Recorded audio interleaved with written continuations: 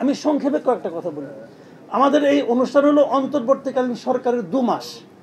আমরা এই 2 মাসে আসলে কি দেখতে চাচ্ছি, মানে আমরা এই 2 মাসে কি পেলাম অথবা কি পেতে চেয়েছিলাম এবং কি কি পাইনি, এইটা যদি আলোচনার বিষয় হয় তাহলে আমি দেখব, আমার মনে হয় যে না পাওয়ার দিকটাই ভারী বেশি। কি পেয়েছি এটা আমি আসলে এতক্ষণ বসে বসে অনেকক্ষণ হিসাব করলাম যে কী পেয়েছি আসলে। দেখেন, আমি এখানে আসার সময় আমি একটা আপনার ওই 3 হুইলার এসেছিলাম। তো আমি ভদ্রলোকের সাথে কথা বলেছি, আমার এখানে তার রেকর্ডও আছে, তার পুরো কথাটাই। তাকে আমি জিজ্ঞাসা করছিলাম, ভাই কেমন হলো, কই কী হইলো, সে খেপে গেছে। আমি বলছি কেন, এই যে এত বড় একটা চেঞ্জ হলো, এটাতে আমাদের ক্ষতি হয়েছে। আমি বলছি কেন, আমি এখন সারাদিনে যা ইনকাম করি এটা যে আগে তো আমি চলতে পারতাম, এখন তো আমি চলতে পারতেছি না। তো এটা কিন্তু রিয়েলিটি। এবং এক পর্যায়ে ভদ্রলোকের বাড়ি হলো ভোলা, নাম হলো তার রায়হান। উনি আমাকে এক পর্যায়ে বললেন আগেই ভালো ছিল। এই যে আগেই ভালো ছিল, this is the magic sentence.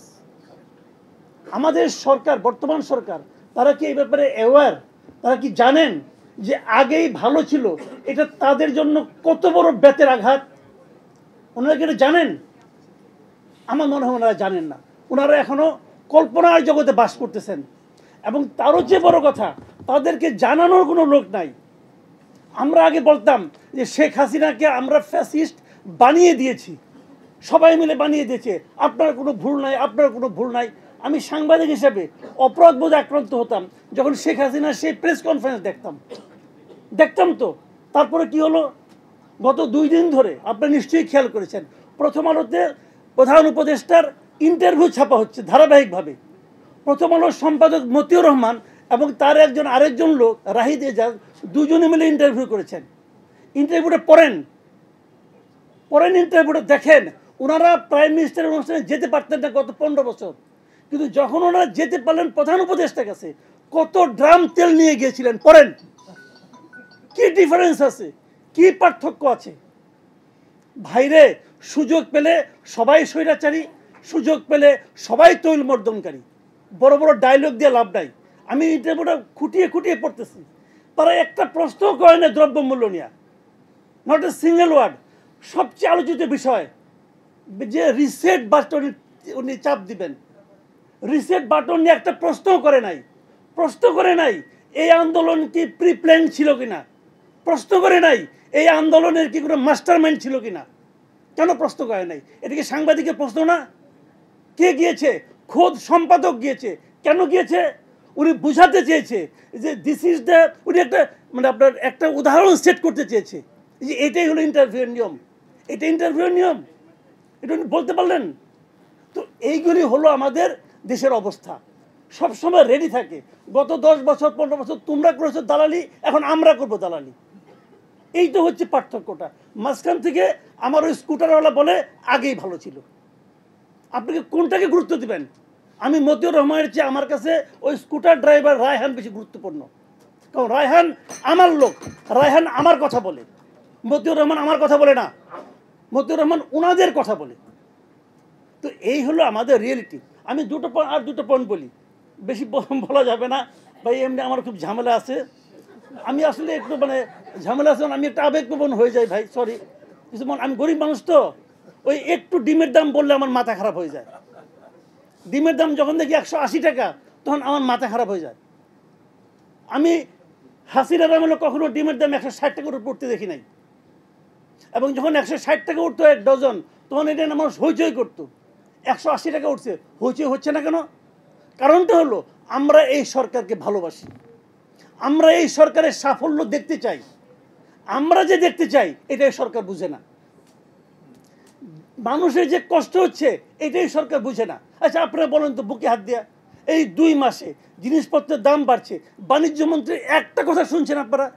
একটা কথা। ওই ভদ্রলোক তো বাণিজ্য মন্ত্রী, সালেউদ্দিন সাহেবের একটা কমেন্ট পেয়েছেন?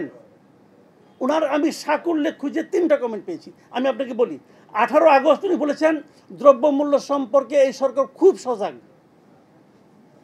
আমার এটা বলে উনি ঘুমাইতে গেছেন, আমি শিওর একদম। তারপরে 7ই সেপ্টেম্বর বলছেন সরকার কঠোর অবস্থানে। কি কঠোর অবস্থান নিয়েছেন টের পেয়েছেন কেউ? সেপ্টেম্বরে কিন্তু। আর অক্টোবরে বলেছেন প্রতি জেলায় জেলায় টাস্ক ফোর্স করা হয়েছে। টাস্ক ফোর্স কী করবে? টাস্ক ফোর্স কবে কী করছে? আপনি আপনার ইতিহাসটা দেখেন তো, এ পর্যন্ত জীবনে কোন টাস্ক ফোর্স আমাদের মানুষের জন্য ভালো কিছু করতে পেরেছে? এগুলো হলো আমলাদের চা বিস্কুট খাওয়ার একটা ব্যবস্থা। যখন তারা টায়ার্ড হয়ে যায় একটা টাস্ক ফোর্স করে, কইরা গোল হয়ে বসে চা বিস্কুট খায়, একটা বাজেট করে, টাকাটা ব্যয় হয়ে যায় আমার আপনার টাকা। এই হলো টাস্ক ফোর্সের ভবিষ্যৎ এই দেশে, অতীত ইতিহাস এইটাই। তো এই একটা বিষয়, এটা নিয়ে আমি মনে করি এই সরকারের কোনো চিন্তা নাই। 2 মাসের মধ্যে তারা মিজারেবলি ফেল করছে এই জায়গাটাতে, এবং এই জিনিসটাই ওদেরকে ভোগাবে। আরেকটা জিনিস ভোগাবে, সেটা আমি আগেও বলেছি, সেটা হলো আমলাতন্ত্র। আমি বারবার বলেছি যে একটা স্বৈরাচারের আমলাতন্ত্র দিয়ে একটা বিপ্লবী সরকার চলতে পারে না, একটা গণঅভ্যুত্থানের সরকার চলতে পারে না। এই হাসিনা সরকারের প্রত্যেকটা সচিব, আপনি বলেন একটা সচিবকে দেখেছেন এই আন্দোলনের পক্ষে একটা কথা বলেছে, একটা কথা ভেবেছে, কোথাও একটা কথা লিখেছে, কেউ মৌন সম্মতি দিয়েছে? দেখেছেন? একটাও দেখেন নাই। সবগুলি এখনো ক্ষমতায় আছে, সবগুলি দেশ চালাচ্ছে। তো আপনি ডক্টর ইউনূস ওখানে বসে আপনি একটা কথা বলবেন, বাস্তবায়ন করবে কে? এই আমরাই তো করবে। তো সে তো আপনাকে ভালোবাসে না, সে আপনাকে ভালোবাসার অভিনয় করে। এক উর্মি একটা কথা বলছে, আপনার মাথা খারাপ হয়ে গেছে। হয়েছে তো। উর্মিকে লালমনিরহাটের একজন সহকারী কমিশনার, আমলাদের তালিকা করলে তার অবস্থানটা কোথায়? সবার নিচে। সে যা উচ্চারণ করেছে সেই উচ্চারণটা আরো বিবর্ধিতভাবে প্রত্যেকে ভাবে। আপনার সঙ্গে যে সচিবের প্রতিদিন দেখা হয় সেও সেটা ভাবে। তো তাকে তো আপনি বিশ্বাস করতেছেন, তাকে তো আপনি ওএসডি করেন নাই, তাকে তো আপনি সাসপেন্ড করেন নাই, করছেন কাকে? একটি শিশুকে, এবং বাহবা নিচ্ছেন যে আমি কাম করে ফেলাইছি। আপনি কিছুই করেন নাই, এবং এতে আপনি ভুগবেন এবং আমাদের জনগণ ভুগবে। আমরা যে জিনিসটা সবসময় বলি, আমাদের জন্য সবচেয়ে দুর্ভাগ্যের বিষয় হবে যদি এই সরকার ফেল করে, কারণ এই বাস্তবতা, এই সুযোগ আমরা দ্বিতীয়বার পাবো না। আমি একটা কথা বলে শেষ করি, যে জিনিসটা হলো অনেকগুলি সংস্কার হচ্ছে, 6টা কমিটি হয়েছে। এই সংস্কারগুলো আপনারা কার জন্য করতেছেন? আপনারা যখন করবেন তারপরে একটা পলিটিক্যাল পার্টি আসবে না ক্ষমতায়? আসবে তো, যে পার্টি আসুক। ধরলাম যে ওই রাশেদ খানের পার্টি আসলো, তো যাদের পার্টি আপনি আনবেন, অথবা বিএনপি আসলো, তাদের লোককে আপনারা সংস্কার রাখেন না কেন? কার জন্য করতেছেন সংস্কার? এনজিওরা সংস্কার করবে, এনজিওরা সংস্কার করবে, আর সেই সংস্কার পলিটিক্যাল পার্টি মেনে নেবে? আমি ডক্টর ইউনূস সাহেবকে একটা কথা বলতে চাই, রিসেট বাটনে এমনভাবে চাপুন যেন খুব নিকটবর্তী ভবিষ্যতে আবার কেউ রিসেট বাটনে চাপতে তার না হয়। এই জিনিসটা মাথায় রাখবেন। আপনি রিসেট বাটনে চাপলেন আর আপনি জিতে গেলেন, এটা মনে করেন না। ওই রিসেট বাটন তখনও থাকবে, চাপার লোকও থাকবে। তখন যখন চাপবে না, আপনার নাম সহ ডিলিট হয়ে যাবে। সবাইকে ধন্যবাদ।